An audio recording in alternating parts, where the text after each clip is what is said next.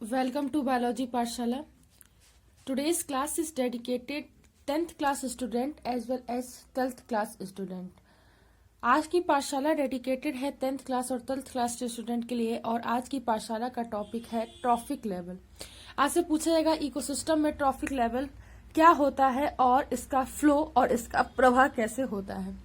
लेकिन पाठशाला को स्टार्ट करने से पहले या कुछ भी समझाने से पहले हम बच्चों को मोटिवेशन मैसेज देते हैं और आज की सीरीज का मोटिवेशन मैसेज कुछ इस तरीके से है कि मेरे प्यारे बच्चों, होने को तो आसमान में भी छेद हो सकता है, कोई पत्थर तो तबीयत से उछालो। इसलिए हमेशा निरंतर प्रयास करते रहिए और आगे बढ़ते रहिए। अगर हम आज की पाठशाला की बात करें तो आज की पाठशाला का टॉपिक है पोषण रीतियां और इसका कैसे फ्लो होता है। तो चलिए समझते हैं। देखिए, पोषक रीतियां क्या होती हैं। आहार श्रृंखला के उन विभिन्न पदों को जिनमें ऊर्जा का स्थानांतरण होता है पोषक रीतियां कहलाती। तो जिसमें ऊर्जा का स्थानांतरण हो रहा है वो क्या कह रहा है, ट्रॉफिक लेवल कह रहा है। पोषण रीतियों की संख्या आहार श्रृंखला में विभिन्न कणियों या पदों के बराबर होती है। आहार श्रृंखला में विभिन्न पोषण रीतियां निम्नलिखित प्रकार से होती। देखिए, उत्पादक इसमें प्रथम पोषण रीति को बनाते हैं, वैसे ही शाकाहारी द्वितीय पोषण रीति को बनाते हैं। मांसभक्षी जो शाकाहारी का भक्षण करते हैं तृतीय पोषक रीति को बनाते हैं। शीर्ष मांसभक्षी जो छोटे मांसाहारी को खाते हैं चतुर्थ पोषक रीति को बनाते हैं। अब घटक या अंतिम अपरथ पोषण रीति को बनाते हैं। देखिए, जैसे ग्रास ने डियर को खाया और डियर ने क्या किया, जैसे डियर ने, इस तरीके समझिए उल्टा हो गया, डियर ने ग्रास को खाया और लॉयन ने डियर को खाया। तो इस तरीके से इसमें फ्लो होता है। इस प्रकार श्रृंखला में 3 पोषण रीतियां होती, इसमें घास प्रथम, मृग दूसरी और शेर तीसरी पोषण रीति को क्या करता है, शो करता है। इंसेक्ट को ग्रास ने खाया, ठीक, और हॉक को फ्रॉग ने खाया। इस आहार श्रृंखला में 4 पोषक रीतियां होती। प्रथम पोषण रीति पर घास, अंतिम पोषण रीति पर बाज होता है। मध्य की पोषण रीतियां में कीट व मेढक होते हैं। तीसरे के पौधे, बकरी को पौधे ने खाया और बकरी मानव को, ठीक। तो इस प्रकार आहार श्रृंखला में प्रथम पोषण रीति पर पेड़ पौधे, दूसरी पोषण रीति पर बकरी और अंतिम पोषण रीति पर मनुष्य होता है। तो देखिए, ये प्रोड्यूसर हैं और प्रोड्यूसर को खाएंगे हर्बीवोर्स और हर्बीवोर्स को खाएंगे कार्निवोर्स और कार्निवोर्स को खाएंगे टॉप कार्निवोर्स। तो ये बात याद रखिएगा कि इस तरीके से फ्लो ऑफ एनर्जी होती है।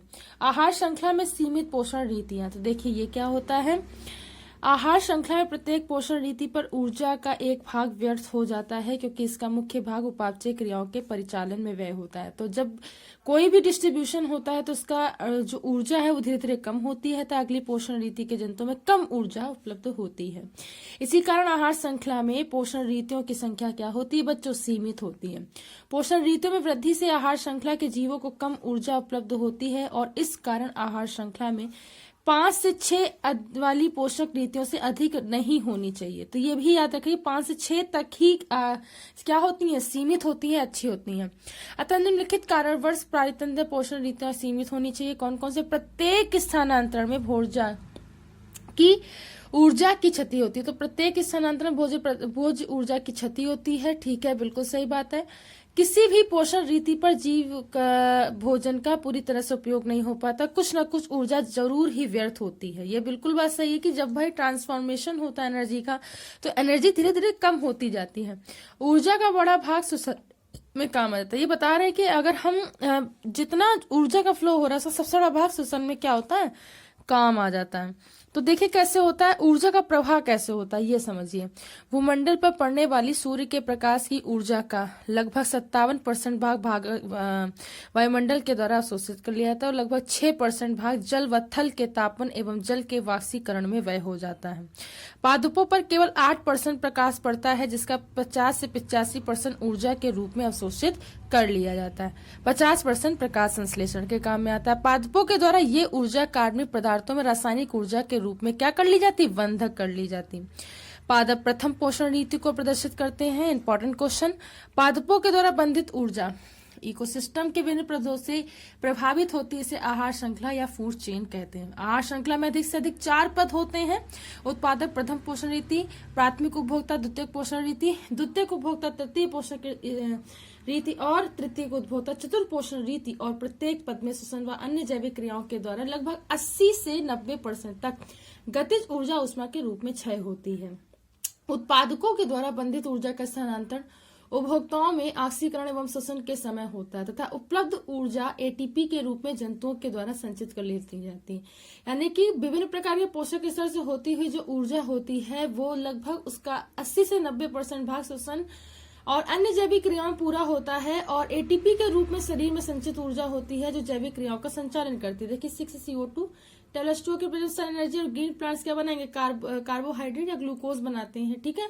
और इको तंत्र में ऊर्जा का प्रवाह देखिए कैसे होता है, CC in respiration 6CO2 6H2O और एटीपी के फॉर्म में होता है। तो सन एनर्जी का प्रोड्यूसर में प्रोड्यूसर से कंज्यूमर, कंज्यूमर से डीकम्पोजर तक जाती है।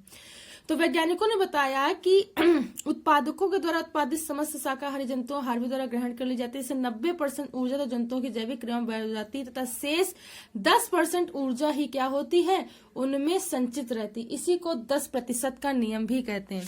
इसी को हम लोग क्या कहते हैं, 10% का नियम कहते हैं। तो इसे याद रखिएगा कि 10% ऊर्जा ही संचित रहती है, इसे 10% का नियम कहते हैं। अगर इस पुस्तक में नहीं भी लिखा है तो आप इसे याद रखिए, ठीक है, 10% के नियम को। आज की पाठशाला में इतना ही। आई होप कि आज की पाठशाला आपको समझ में आई हो। अगर आज की पाठशाला आपको समझ में आई हो तो इसे ज्यादा से ज्यादा लोगों तक शेयर कीजिए, सब्सक्राइब कीजिए और लाइक कीजिए।